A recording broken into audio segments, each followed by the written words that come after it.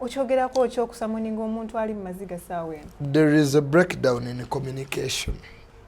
Yeviirako byonna. Nti bw'olaba enanga, that's police. Okay? Taata ye nga taata ina right okwogera ku mwana we ng'omuzadde. Kitegeera.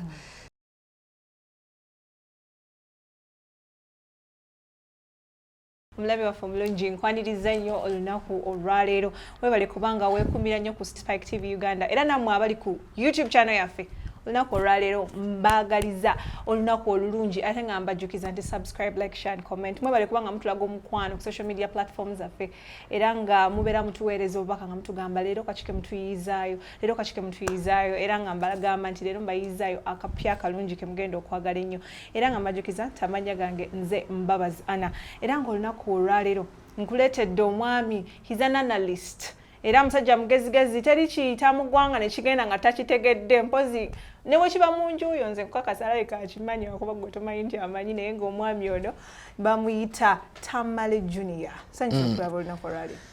Nsanyuse okubeerako wano maama neyanza nnyo kunkyazaako wano amanya bampita Tamale mirundi Joseph Junior.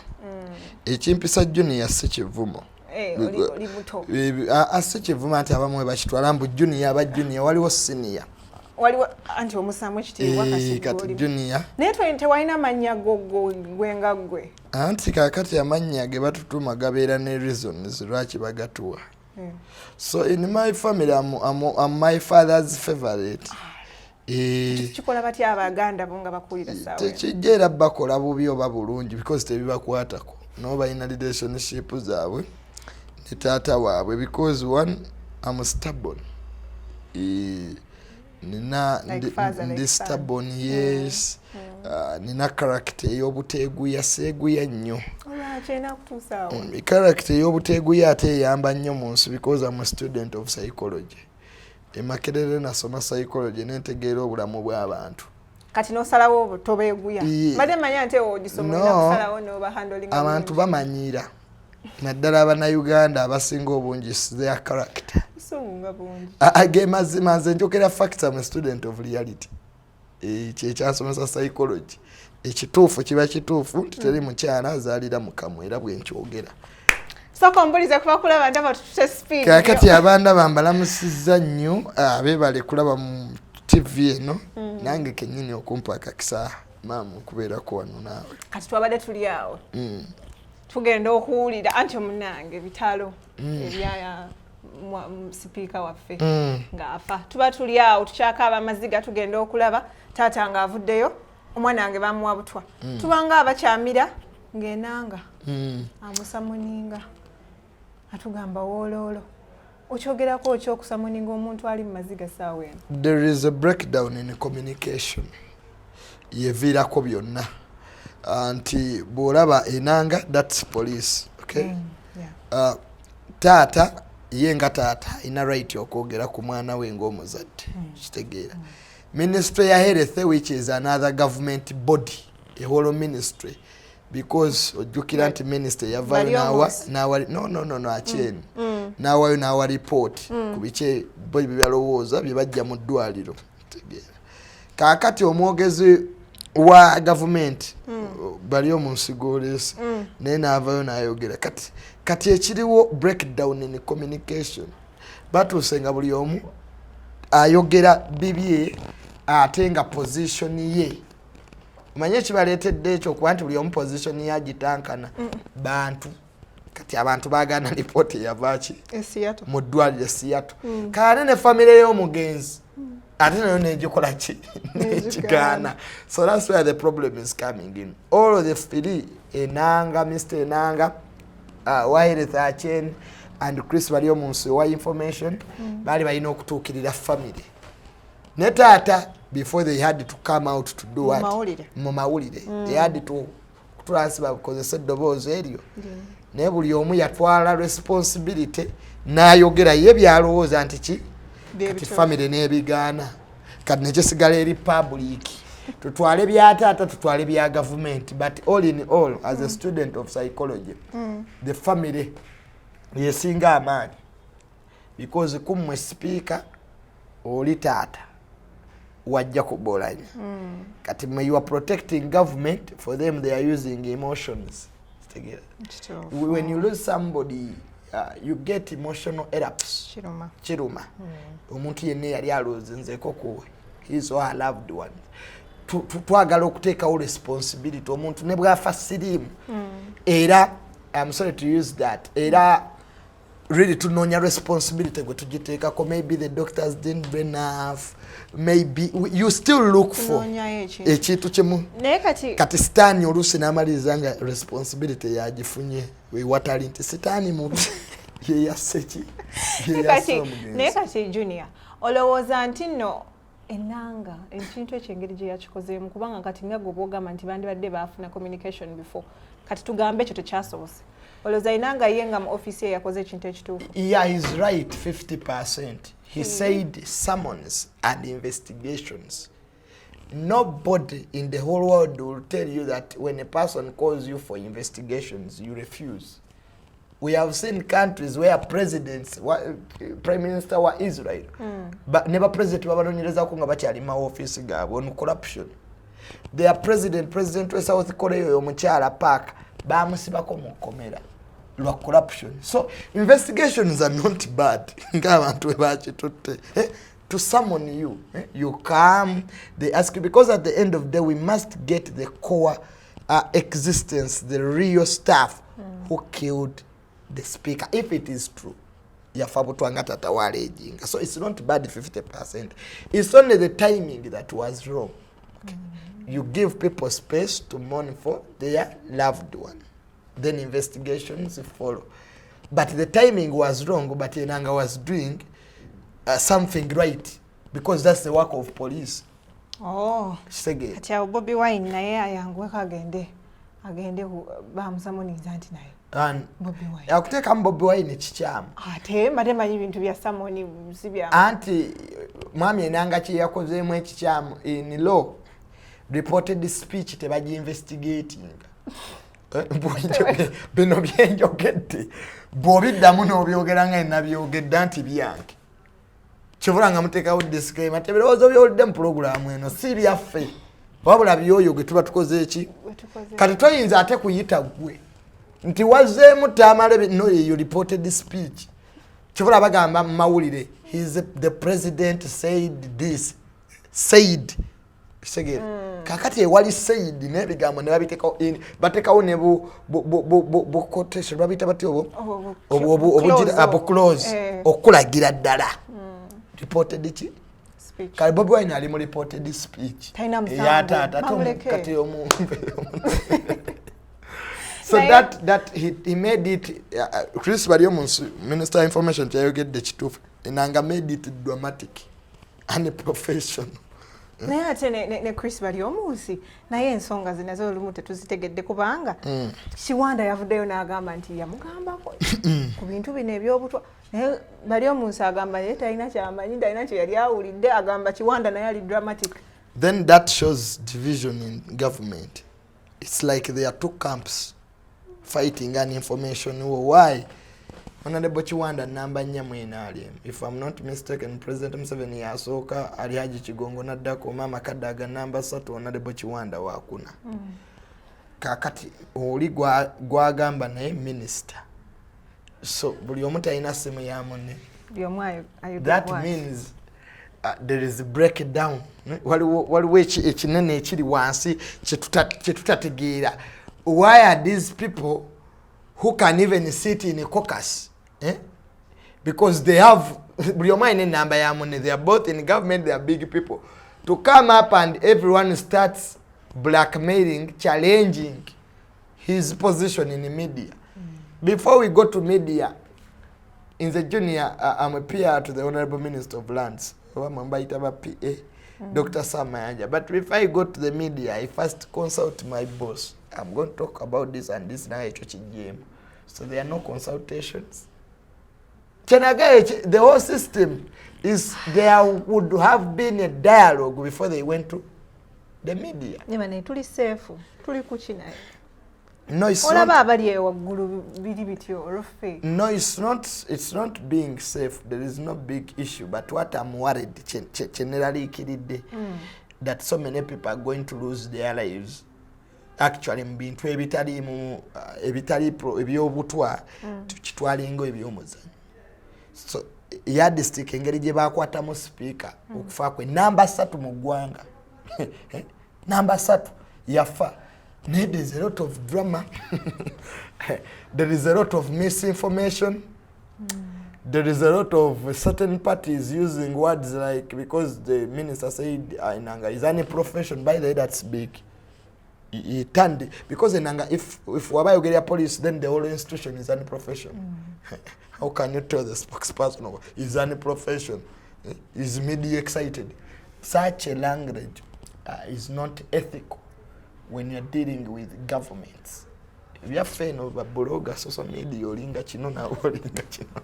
Because after all, finale tulina makulu. Nekati nga tuongera nga tukyali ku security y'eggwanga. Ennaku zino kati we tutunulako waggulu kati tulabeko nga Northern Uganda. Kita abantu nayo gye kiri abantu bako ente ennaku zino.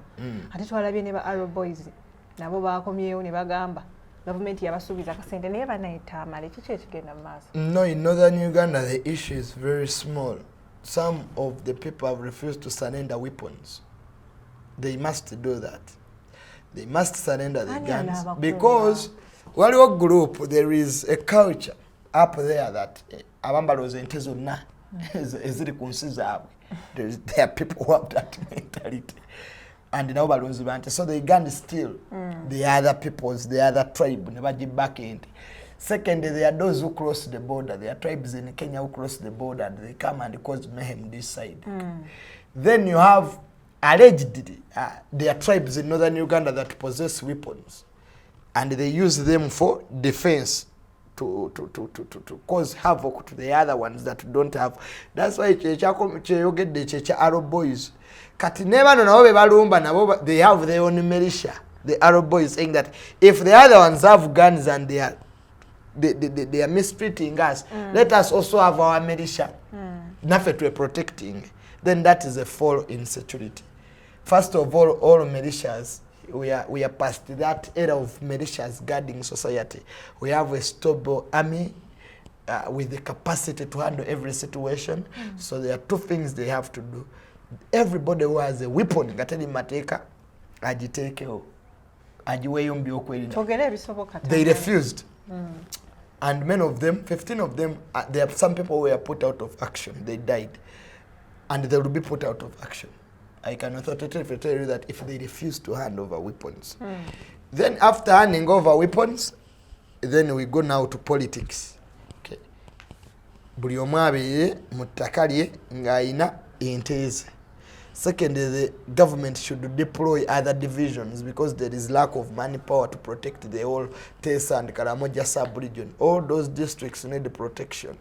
That means we have to send more army there. Okay. Then the other one, ente zonna ziremesebwa okuvaayo because there are people who are using this situation okubba ente z'abalala. Ne baziteeka ku loole, ne bazikola ki? Ne bazireeta eno. So that should be stopped. Okay. Then I think oyogedde ku government. You've spoken about the government. N'ogamba nti government ekiyingiramu naye okimanyi nti no ba Arrow Boys abo bayambako government mu kulwanisa okukonya ebiseera ebyo naye akasente kaabwe tebaakabawa. Akasente tebaakabawa. Kagamba bali nabo beemulugunya kyokka balina ebyokulwanisa abantu banakwogerako. Essaawa yonna basobola tukolako obulabi ffe abantu ba wansi tuli mu kweraliikirira. That is a lie. There's nothing they can do if they try that. What will you do? I know what will happen to them. They will find out. They'll find out. It's just time. Then the other ones in Tibabanja government, I have that issue with so many people. Neba kwano bange bakusasira n'abayimbi. Bavayo n'atugamba nti babanja. The city ziriwa. Wabuzaaki government. Omanyi, let us be professional. There is what we call voluntarism. Bwenkera kumachane, their work we do in government. Voluntarism. Segere government nekozesa ku voluntarism ogikolera emirimu. There is no agreement, there is no contract, there is no assignment. Singa ng'abantu omusirikale ali professional abanja baba na contracts. segera documentation naye omukulu kakati abayasaba ebisinga obungi bibeera mu hiyase tubanja bati nabuuza Catherine kusasira obanja ki ati munnange manje okuwagira enaalembo ate political omukyala iwawo omubiri gwoyo ati ye kati wetugamba bayiyeewo omubiri olwo abaana b'abalwanyi abaleeta gavumenti n'abatalina kye balya nga tekusasira bamuwaayo n'emmotoka ya miliyoni meka bitano bisatu so it's lack of appreciation butasiima ti abantu abo balina bye bafunyeeyo mu gavumenti kusaba ya leero njogera bino waliwo omukyala ali mulago yeetaaga emitwalo egyo naagenda fa because taziina kakati gwe otulya nga obanja ebina munsi etaliimu ddagala ayunnomo oyinza ofunye engalo ewali omulema simanye ewali omugenge tebafunyeza ngo so what am I saying that if they need to be paid we must specify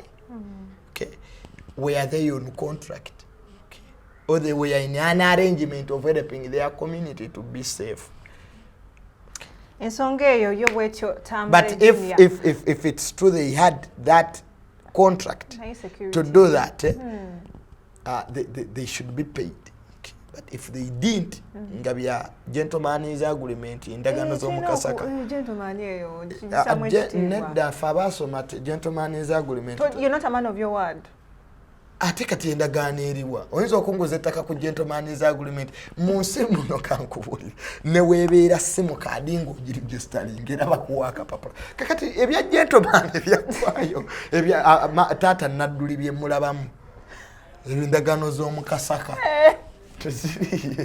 naye kati oyogedde ku nsonga y'eddagala obadde olina byoyogerako awo naye waliwo Kadaga ne abalala ba ministers bali mu parliament ne bagamba naye n'ensonga ya medical tourism n'ensonga y'omuntu okulwala kati nga walaba speaker waffe may he so rest in peace we bamutwala Seattle medical tourism alwala gwe batwala kati nawe kenyini oyogedde nti waliwo anoonye emitwalo 5 just for medication olaba nga Uganda egendawa mu kintu kya medication hospitals are supposed to be built I entirely agree with you amalwaliro galina ozimbibwa tuli bubi kitegeera tuli bubi compared to what compared to us kitegeera tuli bubi compared to 1997 Kenya giveeko these are different economies kitegeera wanyana Uganda stop throwing words and misusing words tuli bubi oli mwavu compared to who Tamale sola ganti ndi mwavu compared ku bukulu wange hamu I can't. To a fellow African country. To fellow African countries, okay. Tuchitwale bwetu. I entirely agree with you. Tuli bubi, amalwaliro getaaga ozimbibwa. But there are some cases ng'obukugu Africa tebuyina speciality. How are we going to get through that? Are we going to be like that for the rest of our lives? Anti Africa yo kabaga amalwaliro agadde gasobola okujjanjaba speaker mu nsiga lya 3 eriri muri Seattle eriri Germany eriri Bufaransa kyowagaliga European countries amalala go bakola bati there are cases nekati fengo omujijjo omuto junior fe tuli ba junior yeah it will come okay that speciality it will come obusobozi obwo kitegeera waliwo ensibi ebiyitayina ng'ate endala zibikola ki but endwadde zino ezitandikibwako ezo zo eddagala n'amalwaliro galina okukola ki okubeerawo naddala abalwadde ba kansa abalwadde ba sukaali diabetes such obwo obulwadde obwo atulina okubuteekako nnyo ki essira okulaba nti ebyo byo birina obbaawo but there are cases operations ez'amaanyi zeetagira ddala obukugu Africa nga tebuyina nga n'amawanga ga Bulaaya agamu tegabuyina nga biri mu mawanga malala so ogamba nti speaker baamutwala eri it doesn't add up mu baasoma obukugu bwali bwetaagisa eri naye nga amalwaliro galina okukola ki okuzimbibwa awo kyamakulu nnyo kubanga n'ekirala kye baayogerako ebimu ku byamuleeterako n'obulwadde bw'okubeera obubi nti yali mu COVID-19 njukira so nga tasobola kubeera kugenda traveling ajukiranga ne airports bazigala so at some point nakyo kyo affectinga n'abanene ani yali mu covid-19 twali mu covid-19 lockdown Jacob yalemererwa balemererwa okumutwala. That is a big lie. Putidde. That is a lie. That is a terrible lie. Number 3 olaba ne wabeera minister. The emergencies. Kitegeera. Abazungu baali batadde wansi ogaba visas. But I'm telling you, they were exceptionals who were moving to those countries. Africa, that's a lie.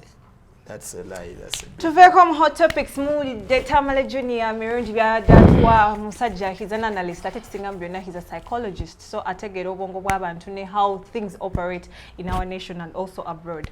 So nga tuvuddeko mu nsonga ezo ziri serious nga tumaliriza tugendeko mu nsonga za umma zempagira gwe umma bino by'abayimbi abate birimu ani gwawagira sina gwe mpagira because it's wastage of time. Yine nawe tozala wannyo banno nga bakulaba. Ntante njogera mazima bamala budde. Because buli kibiina kyetaagako omukulembeze. Ate ceremonial. Nga bwokera ku makya n'otulawo ku luguudo noga buli mmotoka ejja yange. Teziba zo twabikolanga kusoma kati bye balimu. Musicians have failed to understand that ekissa omulimu gwabwe. One egoism. Muyomu okwetwala nti wakabi munene. Abamu tebaasoma nnyo. Obusasoma ate kijirawa. Kigenze wala. They lack administrators. It's not voting. Chimali mukola. Balonda bayaga bannabwe. Balonda mikwano. You need an administrator. Stegera. Who are you recommending? Who are you? Ani go pushing ayo. Anti bonna abali awo qualities tebaziina. Omuntu eyandibadde asobola okubafuga nga izana administrator nga muyimbi naye nga izana administrator ate nga ayina personal relationship n'abanne bulungi which most of them they lack. Kyobula babeera mu ntalo. Everybody thinks is big. Kakati ebisiki n'ebisiki tebyaka kasite enku zibeera nga zenkanankana tezikola ki. Kwani anaawuliriza mu nekati byebibakoze eki. Bonna balaba ggulu bagenze kusabiriza wa genosali. Kitegeera ne basooka no beeyogerera ebisongovu eno group ebe yakavaawo ng'endala ejjanga evumeri. Ate nga n'eyokusatu naye they are like kids fighting for food. Omanye enjala weeruma abaana batandika okukola ki. I expected all the big Philip powers of abo bonna abamanyi bave mu bintu bino. The likes of Chameleon, the likes of Bobby Wine, the likes of Bebe Cool. Their time is done. Otyo? Let them give. Bachayimba. Teri kipya kye baleeta. Nsema nza kabi wala bya kapya ke yalese. Asigamba nti bamanyi kuyimba separate the two. That. Kyobala ngambye I'm saying their time. So they should let now the industry produce other people. Kitegeera abasobola okulaba mu maaso nti kakati emyaka 10 music industry tukyetaagawa. That means you must give kiki ekikogeza ekyo myaka abakulu tebafuga n'abakulu si butafuga. They have ekintu kyonna mukireka neki omanyi ne President Museveni government agireka ne yeeyera abapya ne bajja mama Kadaga teyalwanako mu nsiko prime minister aliko teyalwanako mu nsiko. There's a time nga byokulwana biweddewo nga institution bwe ziba. Kati buli abanene bwe basigala nga baagala ofuga ekintu mu proxy. Kampu eno Bobi Wine wabaji wagidde Bebe Cool tajja giwagira. Chameleon tajja giwagira egoism. Ekyo kitta. Kati let all of them. Second, the politics. Bajje music mu byobufuzi fe tuli beenaalemu tuli bannuupu ebyo tebikola. Nayo za kinakyuka nganda bakyayingira. Kisobola okukyuka singa bakyusa endaba yaabwe y'ebintu. Kitegeera if they change their perception ne balowooza nti solution bajja zijja ggulu. Ng'ate bo bennyini ng'abantu basobola okutuula ne bakola ki? Ne beewa solutions. Abayimbi kye basafalinga bannamawulire nabo kye basafalinga. Bwe mulema okukwatagana okubeewamu babajooga. Lero tebasobola kujooga basawo because we bateeka wansi ebintu byabwe. They still maintain that position. Second, okwagala nnyo ssente omwoyo gw'okulya. Buli omu n'ayagala alye kati ekibalwanyawo okulya si music. Wano tegeera mwoyo gwaki? Gwa mmere. Gwa mmere. era abasente zigenda kujja as usual badde mawulire balwane gundi yeyazibye ono yeyazibye kampu eri yeyazitute so we have had and it's no longer funny. I think now it's high time nga abantu betutwala nti ba celebrity because if a country lacks celebrity they create their own. Me Uganda temuli mu celebrity. So we created our own by force. Because if a Kenya. country lacks heroes, a celebrity means you are celebrated into something. We celebrate them in music. No, you move with foundations. No, Your impact on music must, if it doesn't change the country politically, it changes their well-being. That is what they call a musician. Music aina ekigendererwa. Bw'otakyusa bulamu bw'abantu politically nga bano abakongo bano ab'e South Africa bayimanga mu apartheid, you remember those songs, okay? But you change them as social transformation, having foundations eziyamba abantu ndaba nnyo Spice Diana nga abikola so that you remain ng'oli important mu society. Kitegeera.